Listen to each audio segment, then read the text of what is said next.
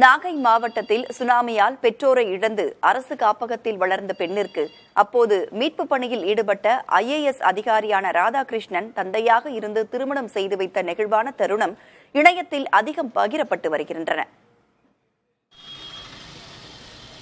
நினைவு தெரியாத வயதில் குடும்பத்தை இழந்த அந்த 2 வயது குழந்தை தற்போது திருமண பந்தத்தில் இணைந்துள்ளார்.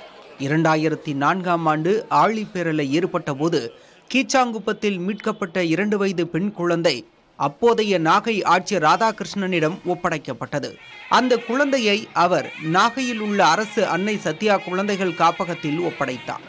மீனா என்று பெயர் சூட்டப்பட்ட அந்த குழந்தை உட்பட சுனாமியின் போது மீட்கப்பட்ட அனைத்து குழந்தைகளையும் தொடர்ந்து கண்காணித்து வந்த ராதாகிருஷ்ணன் ஒரு தந்தையாக இருந்து அரவணைத்து பாதுகாத்தார். பணியிடம் மாறினாலும் அன்பு மாறவில்லை அவருக்கு. மணப்பெண்ணான மீனாவிற்கு நெல்லுக்கடை மாரியம்மன் கோயிலில் நடைபெற்ற திருமண வைபவத்தை ராதாகிருஷ்ணன் குடும்பத்தினர் பெண் வீட்டாராக இருந்து சிறப்புற நடத்தினர். ராதாகிருஷ்ணன் சார் எனக்கு திருமணம் பண்ணி வச்சதுல ரொம்ப ஹாப்பியா இருக்கேன், ரொம்ப சந்தோஷமா இருக்கேன். இந்த 99 பிள்ளைகளில் மீனா சௌமியாவுக்கு உறவினர்களே இல்லாத ஒரு நிலை இருந்ததுங்க.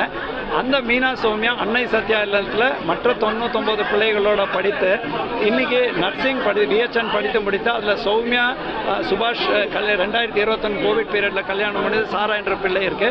கடைசியாக இருக்கக்கூடிய மீனா சின்ன குழந்தையிலேருந்து அந்த ஃபோட்டோ இருக்குங்க. கிருத்திகாவாக இருக்கட்டும், அரவிந்தோட கூட இருக்கக்கூடிய ஃபோட்டோஸ். அதுக்கப்புறம் நம்ம தமிழரசி விஜயன் அவங்க இன்னைக்கு வளர்ந்து ஒரு MBA படித்த மாப்பிள்ளையோட கல்யாணம் பண்ணிட்டு இருக்கக்கூடியது வேற என்ன வேணுங்க சந்தோஷத்துக்கு.